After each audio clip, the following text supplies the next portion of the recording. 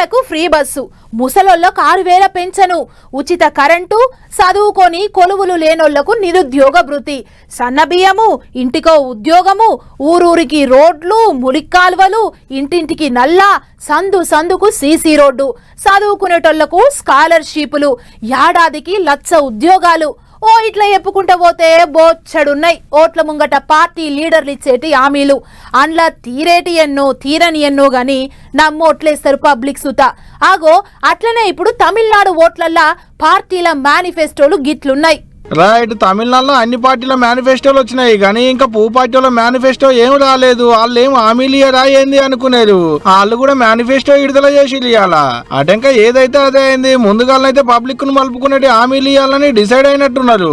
అందుకనే గట్టిగానే హామీలు ఇచ్చింది తమిళనాడు పబ్లిక్ కు పువ్వు పార్టీ నాయకత్వం. సెంట్రల్ మంత్రి జేపీ నడ్డా సారే దగ్గరుండి మేనిఫెస్టో పోస్టర్లు విడుదల చేసిండు కూడా.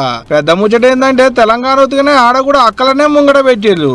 ఆవు ఇంట్లో ఉండేటి ఆడోళ్ళ దాంట్లో 2,000 పెన్షన్, ఆర్థిక సాయం కింద ఏడాదికి ఇంటికో 10,000, కొత్త స్కూటర్లు కొనుక్కునేటి అక్కలకు 25,000 రూపాయల రాయితీ, ఇంట్లో సామాన్లు కొనుక్కునేందుకు 8,000 రూపాయల కూపను.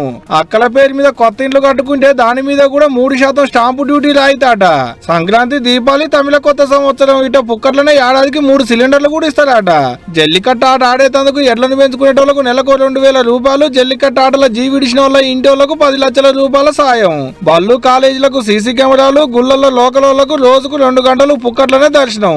ఓ ఇట్లా చెప్పుకుంటా పోతే బొచ్చడు హామీలు ఇచ్చిరు పువ్వు పార్టీ వాళ్ళు.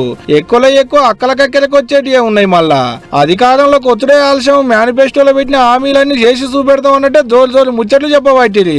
ఈ అన్ని ఒక పువ్వు పార్టీ వాళ్ళ హామీలే. తదిమ పార్టీలలో వాళ్ళ మేనిఫెస్టోలు ఇంత మునిపే విడుదల చేసిరు కూడా ఆల్రెడీ.